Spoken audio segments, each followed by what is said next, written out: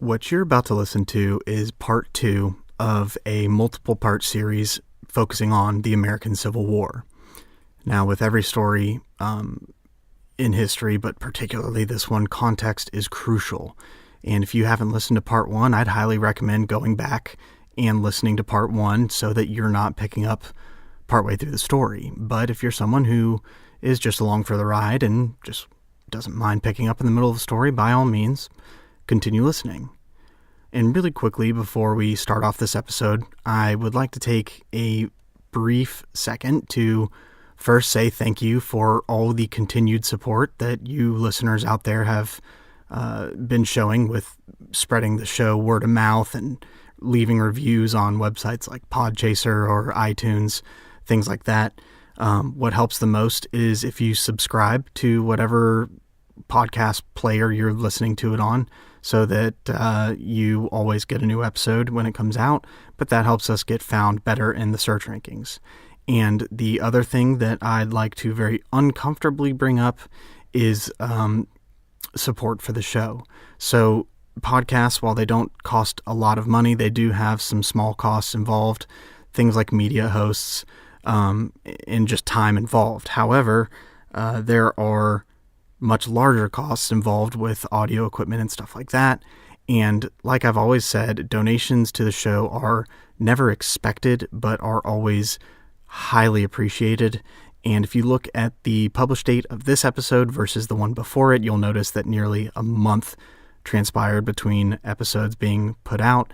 And that's because of things like an audio interface, which sends the signal from the microphone into the computer, as actual spoken audio so that you can understand it. Things like that will break, like the one I was using did, and those things are not cheap, and that's why it took so long to get this episode finished, and I apologize about that. So all that to say, if you would like to donate to the show, like I said before, never expect donations, but you'll never have to donate or pay for an episode of the show. Donations are highly, highly appreciated. You can do that by going to themondayamerican.com. You can click on the social or contact tabs, and you can click right there on the website and donate any dollar amount you please. They will be, I believe, they're still tax deductible. I'm not sure about the new tax laws myself, but you'll get a receipt that you should be able to use as a tax deduction for a donation. Or you can go to themondayamerican.com and click on the store tab to go look at all the products that we sell. It's not pure profit, but we're working on a more permanent solution. But for now, you can buy things like notebooks or shirts with the logo on them. There's a lot of cool stuff on there. So again, none of that is necessary as far as making a donation. It's just highly appreciated and helps out the show a good bit. And all that to say, I hope you enjoy part 2 of the Civil War series from the Monday American. You're listening to The Monday American, the show that puts the story back into history. Making history come alive, one episode at a time. The show made for the people, by the people. Visit themondayamerican.com to get more. Dive into The Monday American. Don't worry, we'll be gentle. When I sat down to begin researching and trying to just mentally put together the second part of this series, I struggled with one question that anyone who attempts tackling a topic like this, like the Civil War, is going to grapple with. That question is, how do you make your words seem as though they aren't a staunch defense of the South, slavery, and racism, while at the same time making sure you don't get sucked into the mindset that the war was entirely about slavery and nothing else? Neither of those arguments is historically true, or really even honest in their own right. What I have been doing is listening to the first part of this series, not because I get some type of enjoyment out of hearing my own voice. I'm like most of you that don't like hearing their own voice at all. It's kind of awkward sometimes. But I re-listen to each episode, and I do so in order to improve the next episode and the content and the quality of the show overall. And if you don't critique your own work, you don't get better, right? As I listen into the first part of this series, which I highly recommend going back and listening to if you haven't done so yet, it'll make sure you don't pick up in a part of a story where you're halfway through, and because I'm a historically minded person, I'm addicted to context, which leads me to recommend going back and listening to the first part of the series to get the context for the rest of the story. However, as I listen into my own words and I think about how they came across, I'm sitting here wanting to ensure those of you listening that what I'm trying to do with this series is not offer some glaring defense of slavery, or, I'm not calling the title of this series, The South Will Rise Again. Even though I grew up in South Carolina, I just wanted to make sure that it was apparent that I was approaching this as fairly as I could be, because truly I'm trying to get the story out of history. And I think that this one in particular is difficult, but what I'm really trying to do is just be as honest as I can by telling the story of how this gigantic debacle of an event came to rest on the doorstep of American history and shape the nation's future. So all that said, please don't think that I'm, through the first part of the series, was just simply brushing off the issue of slavery, and that I was attempting to defend why we nationally practice the buying, selling, trading, and slaving of human beings for so long. Understand, I'm simply just trying to practice what I consider to be the most crucial parts of looking at history: the ability to put yourself in the other person's shoes and understand the world as they saw it. The entire nation in the 19th century was a place that was so deeply embedded in a racist ideology, action, entire mindset, that's something I think people have grown to forget. There's this new type of revisionism history that's rising up in some sort of way for us today to grapple with the guilt, I guess, of the darkest past, and tell ourselves that the Civil War is this heroic and virtuous tale of the North versus the South, and the North was just rescuing the downtrodden slaves, fixing the slaves in the geographically restrained behavior of the South. It's just not true. And it's very difficult. It's not very difficult. To look at just data and actual historical sources, and to be able to defeat that type of revisionism that only alleviates the guilt of those today who actually had no responsibility for the events that occurred or transpired back then anyways. So I'm opening this episode by addressing all of that, so that as you listen forward, you understand that the most important lessons we learn from history are not learned by covering up the truth of what happened, and they aren't learned by justifying terrible acts either. They are carried through time by understanding the contextual events that lead to the story that unfolded. And like I said, context is everything with history. So, ending this rather long intro, I'll say this: the two most important facets of history that should never be left out of history itself, it's the story of history and the context of history. Without those two key ingredients, history becomes fiction, and it serves to only alleviate the conscience of the creator of that fiction, and it's a detriment to the future generations that stand to gain valuable lessons from that history. So, after the last episode ended, we found ourselves dissecting the very intense and raw debate that Congress and the delegations from Pennsylvania had argued amongst each other. And that was the point that I chose to mark as the beginning of the Civil War story. The year was 1790, and although slavery as an issue was not entirely relegated to the background after that, it didn't make a ton of notable noise in history until quite some time later, right around the ballpark of 70 years later, actually. Now, really quickly, think to yourself, how much does your own life mean to you? How much importance do you put on your life? And think about under what terms would you be willing to give up your life? Would you be willing to sacrifice your own life without hesitation for anyone? I know that I consider myself a minority in that I have several people I know I would be willing to die for. It's my two sisters, my mom, my grandmother. And I think that's an unusually large amount of people that someone would be willing to die for. But ask yourself, is there anyone so important to you that you know that you die for them? If you don't have anyone that fits in that category, I think that's absolutely okay. It's just a hypothetical I like to play with. Because when I talk about this in person with people, I like to tag a follow-up question to this topic, which if you've listened to me by now, I guess my thing is follow-up questions to a question. If you're listening, I guess you like it.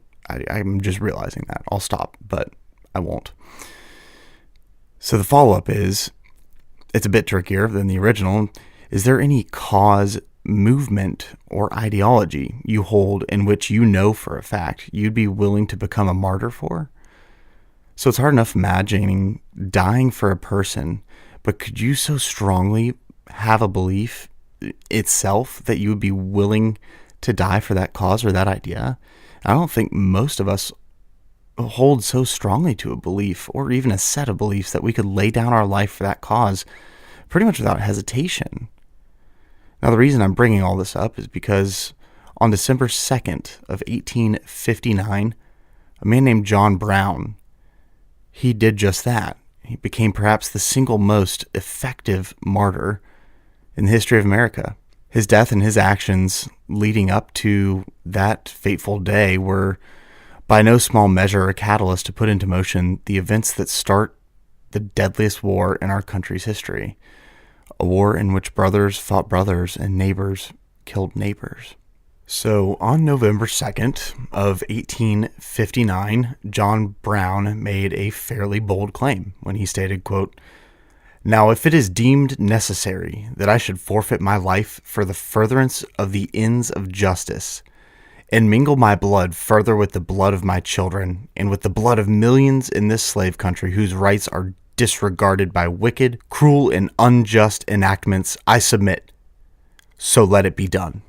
And just 6 months earlier, he was heard interrupting a meeting of the New England Antislavery Society when he shouted out, quote, "Talk, talk, talk. That will never free the slaves. What is needed is action. Action." And action indeed was what John Brown gave the nation when a little more than a month after that, he took matters into his own hands and led a raid on the federal arsenal located in Harpers Ferry, Virginia. And it was here that Brown took a fatal leap from angry talk to revolutionary action. Of contradictions within the national structure regarding slavery and democratic principles coexisting amid some awkward peace agreement, if those contradictions that were pretty much tangible weren't enough on their own right to bring the country to war as it were before John Brown, the economic, social, and political system had proved sufficiently coherent to hold the nation together. After his revolutionary raid on Harper's Ferry, the United States was thrust into the fast lane that led only to war. Now, although John Brown's raid on this arsenal was a complete tactical, strategical, and by all other conceivable means, just a total defeat militarily, he gained what is all too common a theme in history by winning a moral victory for his cause. Isn't it just, it fascinates me how often these moral victories spurned from a military defeat come to alter the history of nations so often. John Brown's moral victory amid military disaster, it's certainly no different. Now, Brown held an idea, and it's an idea that led to eventual action. It was a fairly simple idea to begin with. He had long held the belief that was fairly common of that day, that slaves were not only capable, but were eager for violent insurrection. And Brown took it upon himself to make sure that was going to happen. He was so optimistic in his plan that he commissioned the forging of 1,000 pikes, which he would supplement with the stands of rifles he would seize later at the arsenal. Why 1,000 pikes? He certainly didn't have that many men in his band of marauders. Brown assumed that when word of mouth of his raid spread and the slaves heard of his daring initiative, they would rush to him at the arsenal and then, protected by the mountains, retreat and travel south, where slaves existed in far greater numbers And his idea was that he was going to start the slave insurrection by raiding Harper's Ferry and causing this, quote, spontaneous, as he called it, chain reaction type of revolution. I laugh because it's anything but spontaneous. But that doesn't really matter now. So when Brown went to Harper's Ferry in Virginia, he had 21 men who joined his cause. 3 of them were his own sons, and those men marched to and managed to seize the arsenal while taking 30 hostages. Among those hostages were 10, by his own words, quote, quite bewildered slaves, which I can imagine. And this was the end of the success portion of his raid, unfortunately. Not a single slave came to join John Brown and his men at Harper's Ferry. And as a man of Brown's demeanor would be expected to do, he refused to admit that his cause, his noble mission as he saw it, was not only staring at defeat, but it had already failed. He and his men barricaded themselves inside a nearby brick-walled building of a fire engine house, were quickly surrounded by local citizens at first, and they were followed shortly by a company of United States Marines, commanded, ironically, by none other than Colonel Robert E. Lee. The following day, the Marines stormed the building, killed several of Brown's gang, and severely wounded Brown himself. Now, on a military level, this raid was a disaster, and Brown even later conceded to that. He was imprisoned, he was tried, and he was hanged within 6 weeks. Now, where Brown was able to pull a surprise victory, however, was during his trial and execution. And rather than a weapon found in an arsenal, his greatest weapon was his eloquence with the English language. Brown had a come-to-Jesus moment that seems to be mostly an act of an observant man than an honest one, but he held the prisoners at Harper's Ferry and didn't kill them. He later admitted that he, quote, should have gone away, but I had 30-odd prisoners whose wives and daughters were in tears for their safety, and I felt for them. Besides, I wanted to allay the fears of those who believed we came here to burn and kill.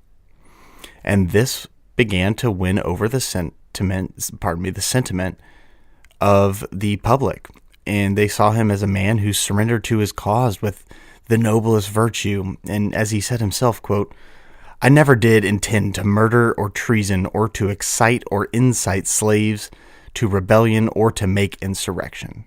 This was obviously a lie, but a genius defense plea that shows the man's understanding of the human nature to root for the underdog while also showing his own deep sympathy.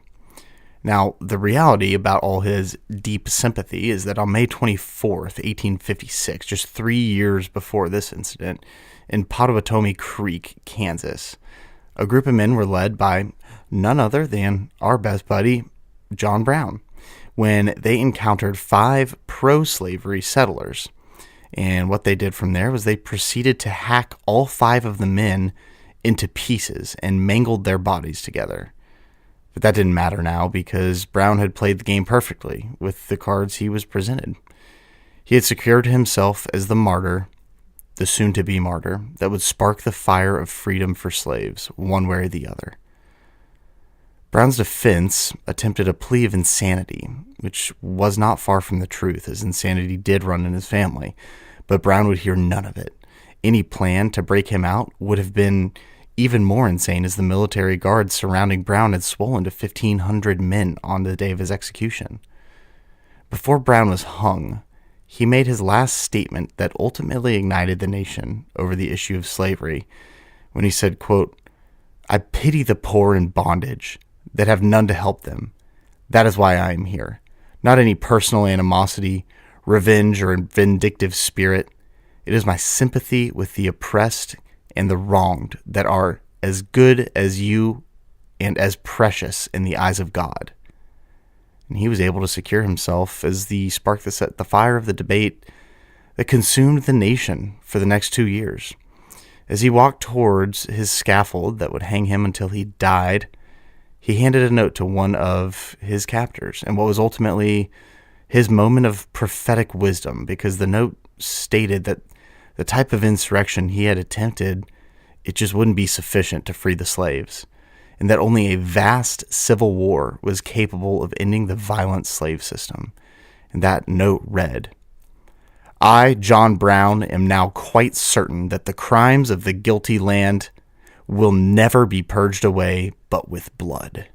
And after that note, he was hanged by his neck until he died. John Brown had successfully started the insurrection in America that he had dreamt of. It just was not in the way that he had thought or that he hoped it would occur. Instead of inciting slaves to rebel and take up arms, he sparked the fire of the American people themselves, and the country was on a track not only for eventual war, but a track that saw the people adopt a view of the necessity to wage war. What John Brown had just accomplished, that most people didn't even realize, although they certainly would later, is he had altered the very mindset of the national argument. He took the entire radical anti-slavery movement and shifted their view to one that saw them clamoring for national redemption through what they thought was a necessity of war. History is full of some truly incredible things for us today to be able to understand, and this certainly makes the list for one of the more wild instances.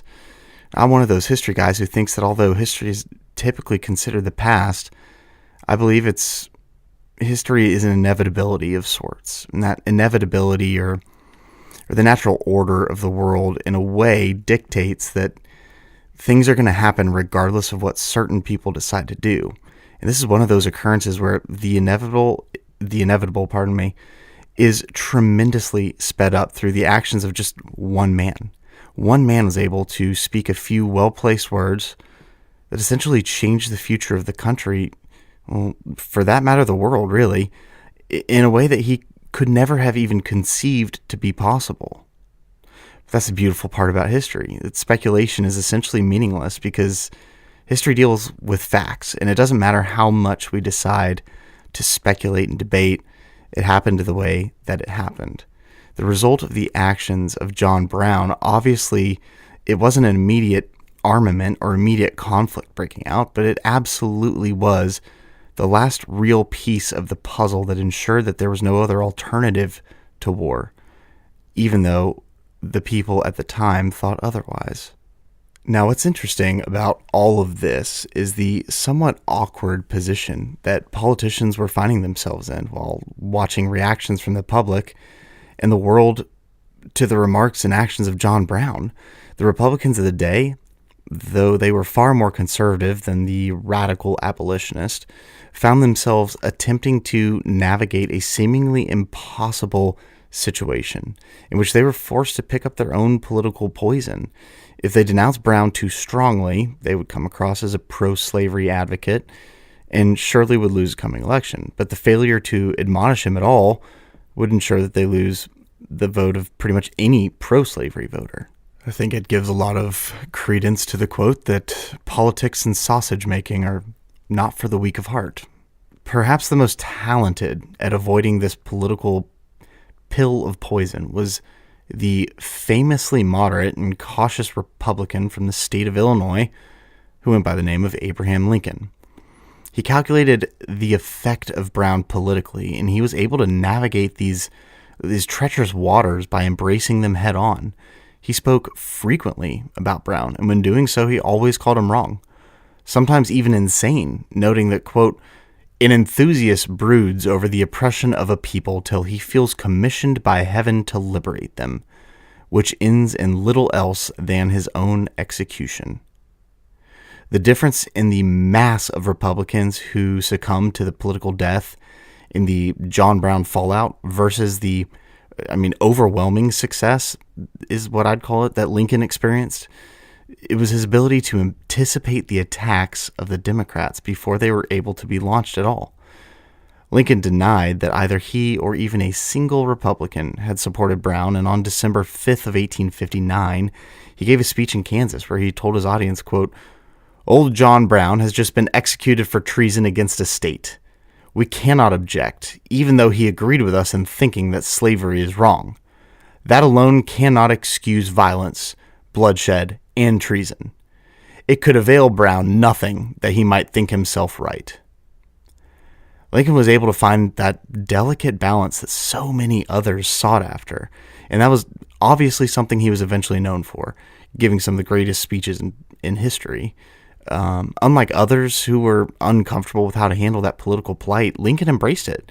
He used John Brown. I mean, straight up used him to his own political gains by speaking about him often and using him almost as a kind of warning should the nation take a turn against his advice. In his famous Cooper Union address on February 27th of 1860, he successfully predicted that if the Democrats should try and succeed, which they eventually would, in using Brown to break up the Republican Party, that the majority of anti-slavery proponents would turn away from what he called, quote, the peaceful channel of the ballot box, and instead would embrace that very same violent means embraced by John Brown and his men in the first place. Lincoln was able to avoid utterly disavowing someone who was willing to go to the gallows due to his hatred of slavery, which is a feeling Lincoln and Brown shared, but it was also able to use Brown as a warning to voters about the consequences should they not follow Republican moderation and instead embrace the unthinkable. Ultimately, though, Lincoln could never disassociate Brown from his own feelings of hatred for slavery, as well as his larger anti-slavery political goals. He certainly wasn't alone in that mindset, as it wouldn't be very long at all when men from the North would be marching all over the South while singing, quote, John Brown's body lies a mouldering in the grave, but his truth goes marching on. It's an interesting look at the inability of humanity, at times, obviously nothing is 100% consistent, to excuse actions that are wrong when committed in the name of a cause that they agree with. And really, if you think about it, that's the whole story behind the Civil War. I mean, it was people reacting to reactions, and everything was making everything else worse, and the previous action was nothing compared to the next one. So it wasn't merely John Brown's words or deeds, but it was also the Northern reaction to them that terrified and infuriated Southerners. White Southerners believed that behind this smokescreen of abolitionist anger and Republican moderation as they saw it, they saw the true enemy in the body of John Brown, the first of what they thought was an undoubted wave of slave insurrectionists who were just not content to merely just parry the advance of slavery in the West or to denounce slaveholder morality in the abstract. They would march right into the heart of the South and help black insurrectionists destroy slavery, their entire social hierarchy, and the way they saw it, the entire Southern white race. And the one thing to keep in mind among all of this is that this is the world as they saw it. It was a threat that now seemed so much more fundamental and so much more real. The Southern responses to Harper's Ferry and its aftermath were visceral and apoplectic. A renowned Louisiana editor, J.D.B. DeBow, he proclaimed that the North, quote, has sanctioned and applauded theft, murder, treason. There can be no peace. John Brown, he said, was obviously, quote, the first act in the grand tragedy of emancipation and the subjugation of the South in bloody treason. The vanguard of the great army intended for our subjugation has crossed our borders on Southern soil and shed Southern blood, all in the name to save our wives and daughters. An independent Southern nation was the only remaining solution that they could see. And what was a purification ritual for Northerners was a ritual of horrific pollution for white Southerners. However much this raid had failed in itself, John Brown had addressed the deepest fears of Southerners, to which the direct response would be destruction in return for destruction. And with an insight that surely he didn't know beforehand, John Brown had played directly both into these fears and with them. When asked by the Southern prosecutors, just who had sent him on his mission, Brown refused to name any names, which pretty much just amplified his frightfulness, as the conspiracy that they were sure existed might be as immense as their most fevered and terrifying imaginings. Brown replied, quote, "No man sent me here. It was my own prompting and that of my maker, or that of the devil, whichever you please to ascribe it to." In his own eyes, he was a messenger of an avenging God. Brown here also accepted the Southern notion that he was the Antichrist, the conscious missionary of the devils of their innermost fears. The Southern reaction was to accept Brown's idealism and his sincerity, and to make of him the sum of all Northern aggression against their way of life. To them, he was the prophet of a future racial catastrophe.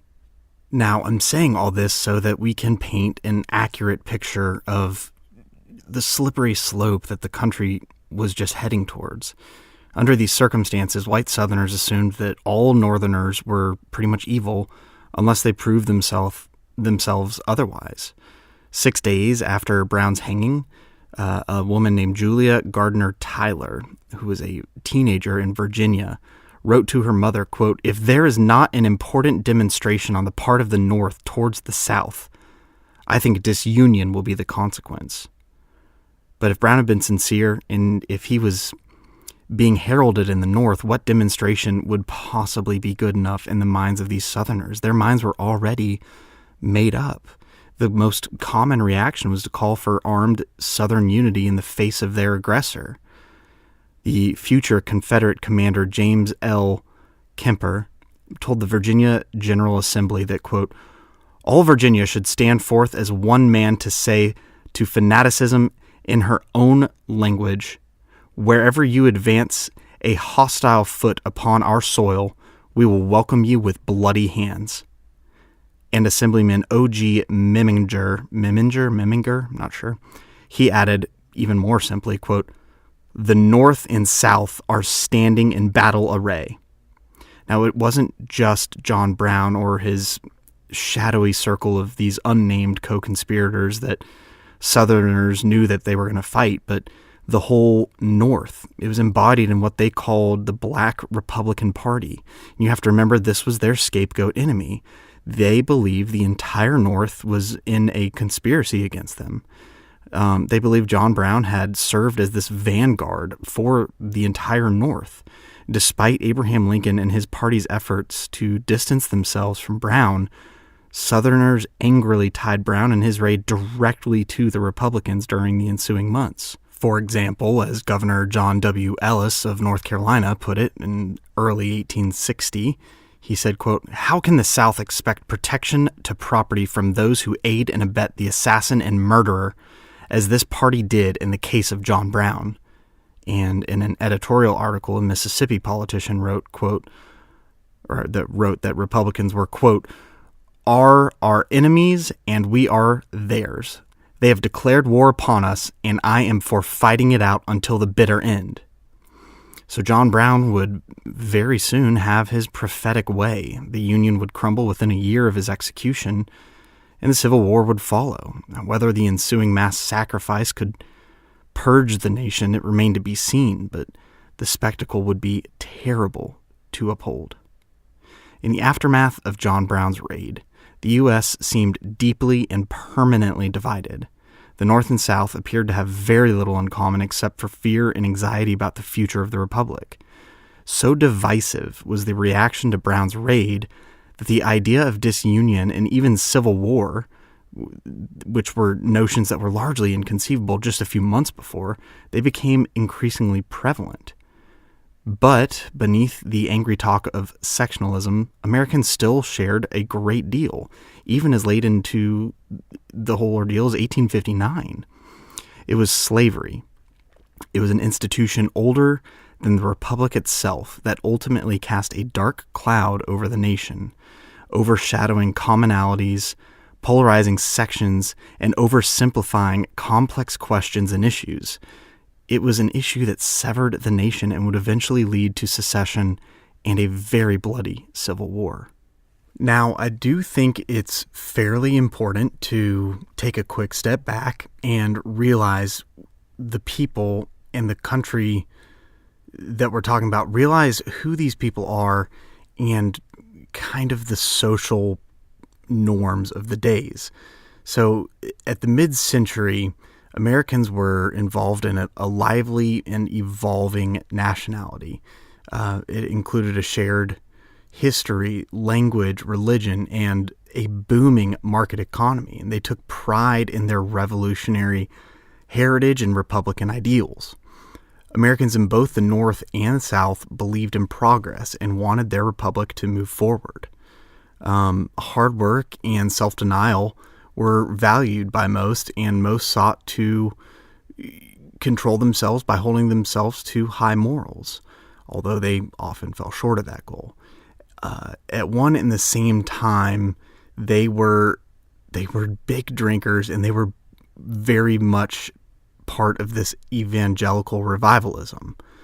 So during the first half of the 19th century, a series of economic revolutions swept this, up until this point, agricultural nation, bringing more industry to the country.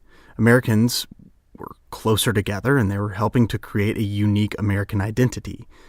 By 1815, there was a sort of industrial revolution that was well underway in the Northeast.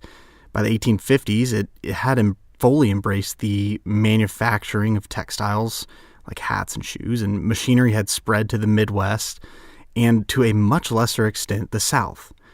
The nation was still a very long way from becoming an industrial giant, and even the most northern laborers would have preferred farm and village life to toiling in the factories and cities. But 1.3 Americans were employed in manufacturing by 1860. The face of the workforce and its economic future had completely begun to tilt in the country. A technological revolution was being facilitated as well, and many of these industrial changes were altering the dimensions of American life. The telegraph would collapse the distance and the time that it took to communicate. It sped up commerce, and it nationalized the news, which is a big deal, especially in this story. Machines began to plant and harvest grains, which heavily reduced the need for agricultural laborers, aka slaves. Between 1820 and 1830, the U.S. Patent Office issued an average of 535 patents per year. In the 1850s, the average grew to 2,525. As well, the steam engine, and this is probably the biggest innovation in our modern history, other than the internet, but for this day and age, it was as big as the internet. It was the steam engine, and that made possible the railroad. It was by far the most important technological and transportation innovation of the entire century. In 1815, there were only 23 miles of railroad in the United States. By 1860, which is about 45 years later, if my math is correct, there were more than 30,000 miles, which further tied the nation together, reorienting trade in a east-west manner. And all these new technologies were bringing massive, massive changes. A urban revolution kind of sprung up from it that materialized from this, no other way to say it other than the whirlwind of change. In 1820, only 6% of the population resided in urban areas. And now urban was defined by the Census Bureau as a place with 2,500 or more inhabitants, which certainly falls flat of today's standards for an urban environment. By 1860, that portion rose to 20%. So in 1820, there were 6%. 40 years later, it had increased to 20%. There were immigrants coming in after 1845 as well. New technologies continued supporting American life, but it also spurred a literary revolution, which helps to tie the nation together, and it makes Americans in this day and age the best informed people in the world. As early as 1840, 78% of the free population could read and write. And if you only counted the whites, 91% were literate. All of these innovations, especially the railroad, it permitted wider and more rapid distribution for the printed word, aka the newspapers and the news. And that is a very, very important factor in the story. the nation and the world were shrinking. People were becoming mobile, they were becoming better informed, and as manufacturing, communication, farming, and all this stuff became more efficient, they produced a commercial or this sort of economical revolution that gradually transformed the economic basis of daily life. Small farmers who had pretty much never bought or sold goods outside of their communities were suddenly gaining access to other parts of the entire nation. Entire regions in exchange goods, and eastern seaports by extension could trade more easily and were more profitable with Europe. Transportation links stitched northern cities to midwestern and even southern farms, and the nation was becoming increasingly unified. Americans began to travel, the east to west. They began seeking fresh land, fresh opportunities opened up by enormous territorial gains made by the U.S. during the first half of that century. And through all of this, there's this overwhelming theme that the drive for profit, it was a universal drive. North, south, east, west, black, white, it did not matter. There was an American drive for profit. And with all these revolutionary changes, a strong sense of nationalism emerged. But so did the feeling of sectionalism, and this stubborn belief that the North and the South were fundamentally different civilizations that held opposing interests, and it wouldn't be hard to fall into that. As industrialism, immigration, and urbanization grew, Southerners increasingly and strongly claimed that they were untouched by these pretty volatile and unnerving forces of change. Now, the reason I'm going through all of these broad things is just to paint a picture of the difference between the North and the South before we dive further into the story, because from this point forward, it's a lot of political and economical and social events that lead up to the Civil War actually being started with a shot.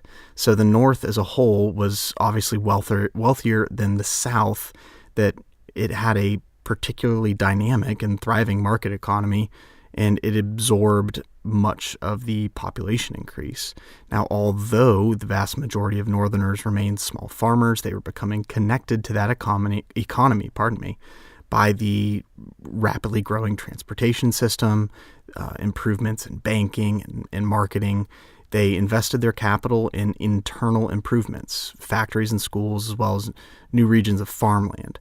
Public education was available and pretty widespread, especially up in New England, where also you would see literacy rates as the highest in the nation. Increased wealth, population, industrialization, and education, it produced a distinctive class structure, and it had very wide gaps between rich and poor. Although the working class men, women, and children, especially immigrants, toiled in poorly ventilated, dirty factories, boys and girls would work alongside their parents with pretty much nothing for pay and unbelievably long hours. Northerners of all classes self-consciously believed that their society was far more progressive than, to them, what they considered the slovenly South. While Northerners took pride in their accomplishments and frequently considered themselves superior to the South, they did so by overlooking their own problems. And this is a point I really make in earnest to show that the North was not this savior of society and this holier than thou, perfect lead by example group of people that history has, well, not history, but some people have put down in history as the holy North versus the evil South. Many rural areas remained isolated up there. They were impoverished and resistant to change. Bigotry and intolerance, they were rampant in the North, and most Northern whites were equally as hostile to the notions of racial equality as their Southern counterparts. Northern workers were often violently anti-black. They were fearing competition from black workers and angry that anyone would relate hard physical labor to slavish labor. Many sought a brotherhood with white men, all white men. Even the poor immigrants, and I mean poor, quickly discovered that the power of racism was there for the taking in order to raise themselves above the most lowly members of American society in conjunction with other white men. Northern communities, were segregated, but they weren't just segregated by race, but also by class, ethnicity, and religion. So to say that the North was not racist is just not true. You could frequently find apartment and job listings that said no Irish need apply, for example. So the people who inhabited the North were Americans, just like the Southerners were, but they weren't exactly free of blame. The people who inhabited this vast southern land were also a very diverse people. Native Americans, although they were dwindling in number, continued to live in the South, and the majority of the white people there came from Celtic roots, but there were pockets of Germans, Spanish, and French down there as well. The South as a region did have some unique distinctions, though. It was predominantly agricultural. Its people were tied closely by family, community, and religion, and by 1860, fewer than 10% of all Southerners lived in urban centers of 2,500 or more, compared to just 36% of Northeasterners and 16% of Midwesterners. During a visit to Virginia, the journalist Frederick Law Olmsted wrote, quote, "For hours and hours, one has to ride through the unlimited and continual, all-shadowing, all-embracing forest, following roads in the making of which not more labor has been given than was necessary to remove timber, which would obstruct the passage of wagons, and even for days and days he may sometimes travel and see never two dwellings of mankind within sight of each other." That is just to show you, since he was a northern journalist, their idea of the South. There were accents that spurred up, and regional dialects that set Southerners apart from most other Americans.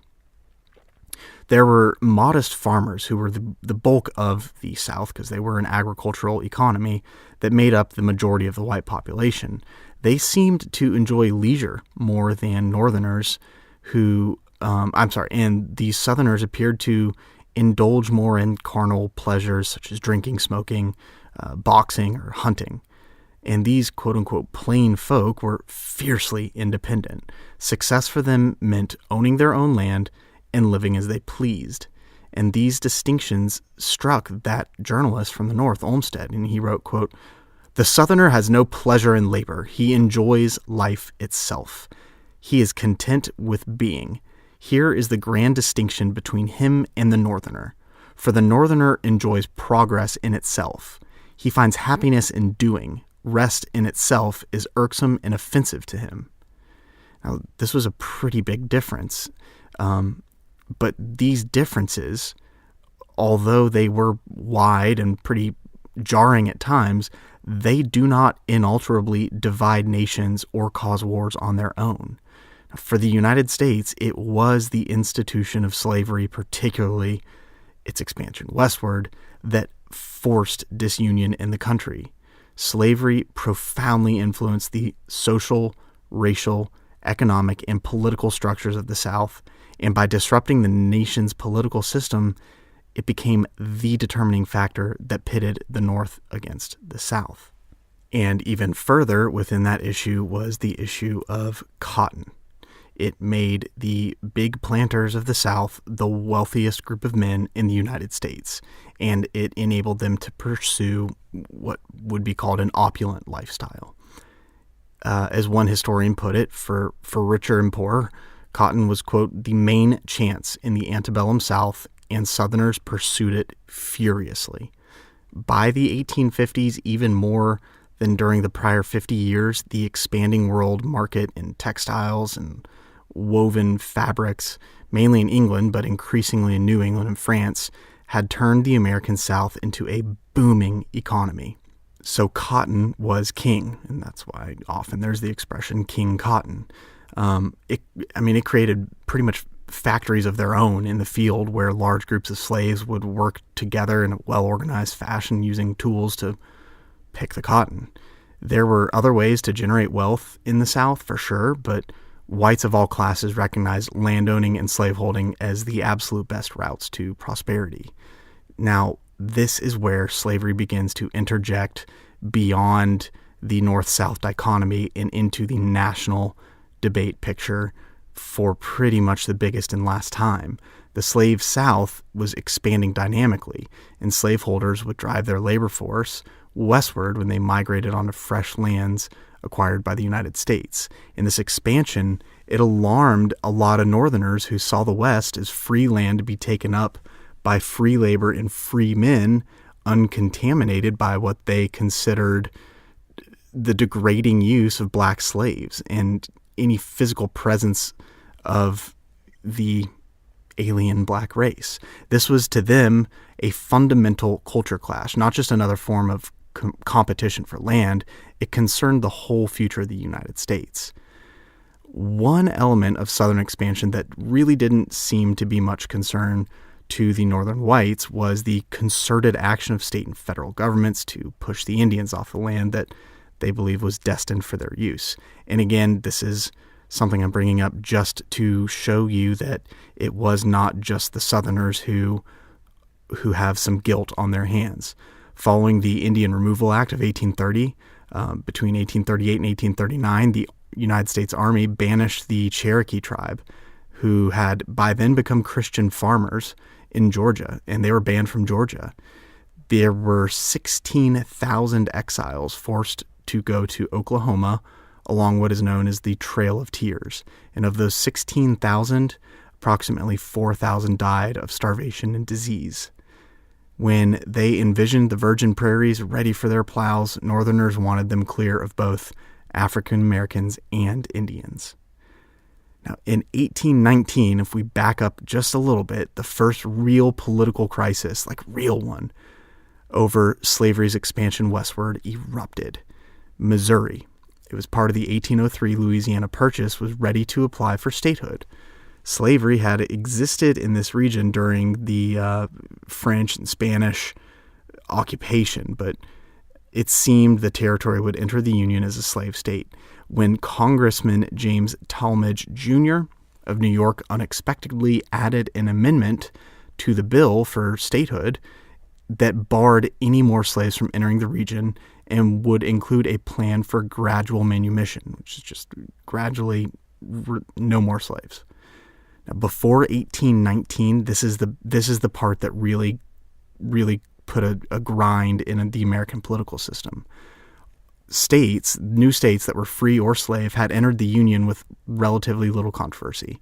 By 1819, there was a balance of 11 states that were slave states and 11 states that were not.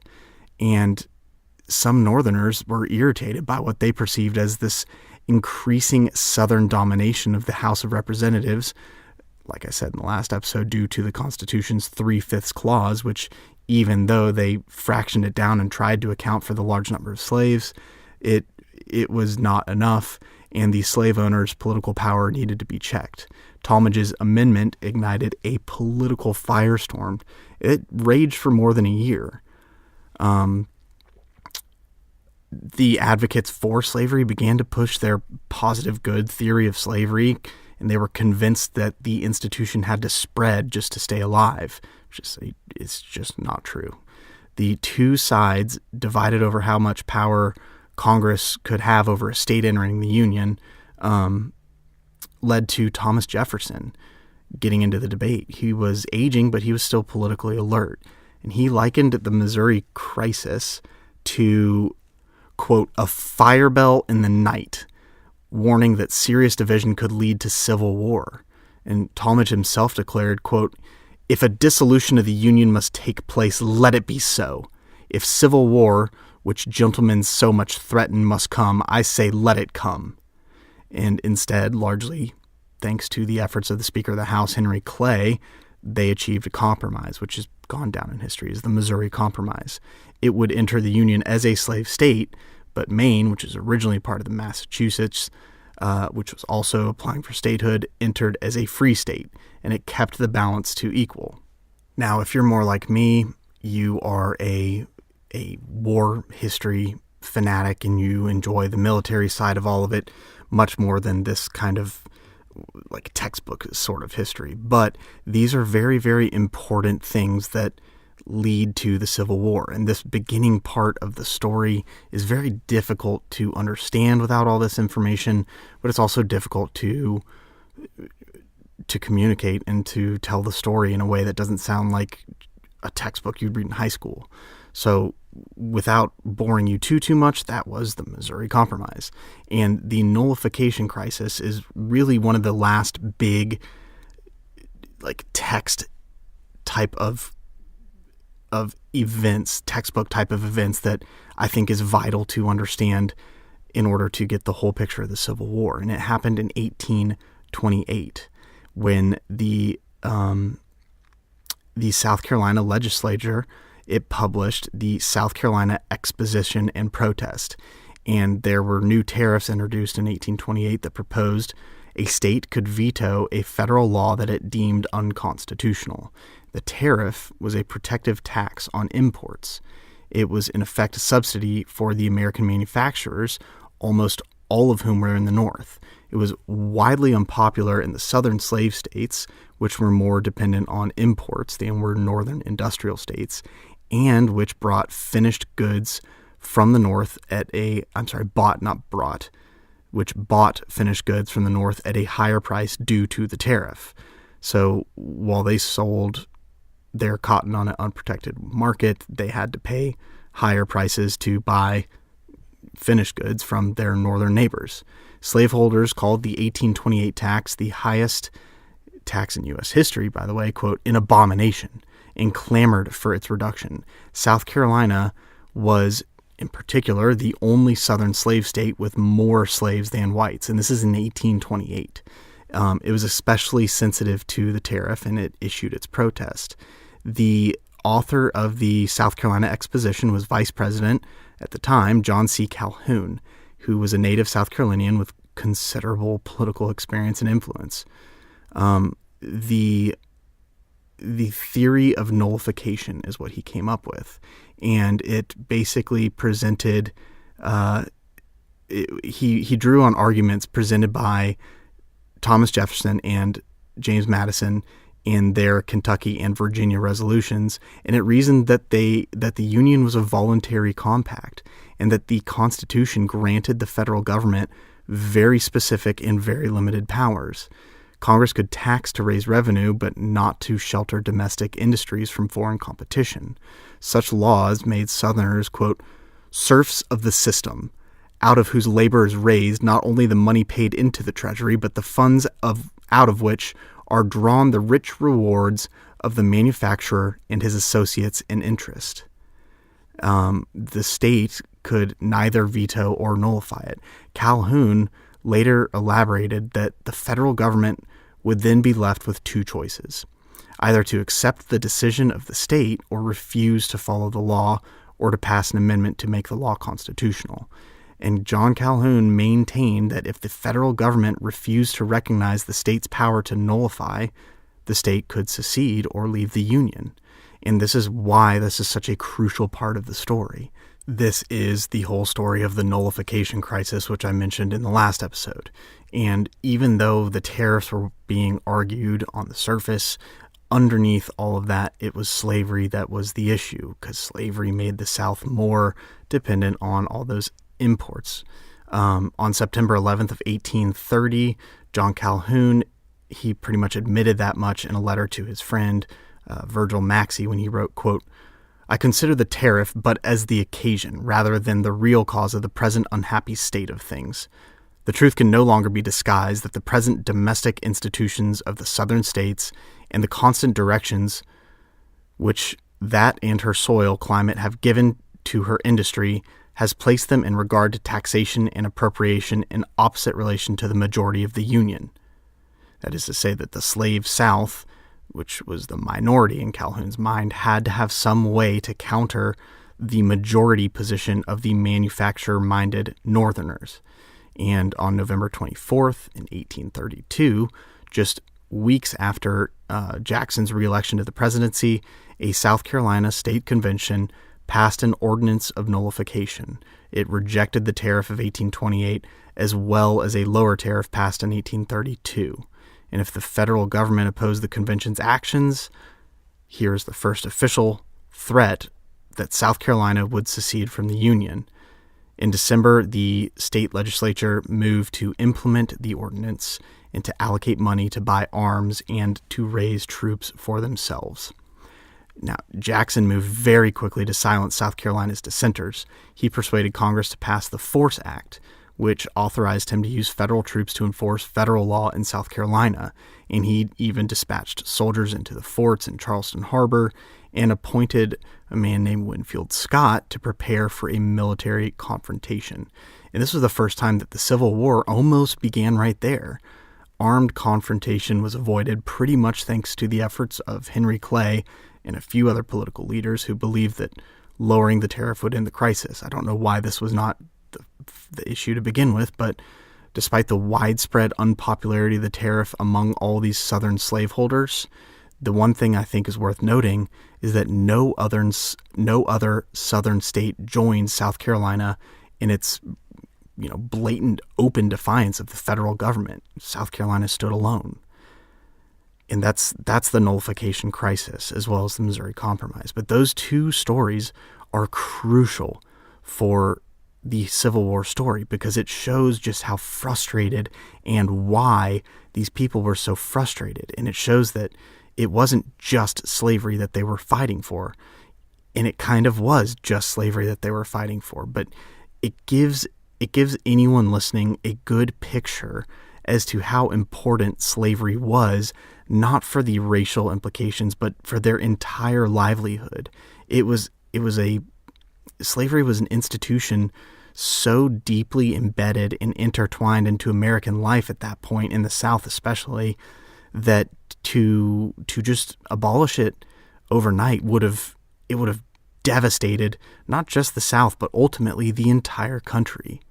And those stories are very important to learn and to understand as we dive further into the Civil War story. And we'll pick up part 3 next time, where we get more into what I call the action and the meat of this whole story, and the war kind of heats up and begins.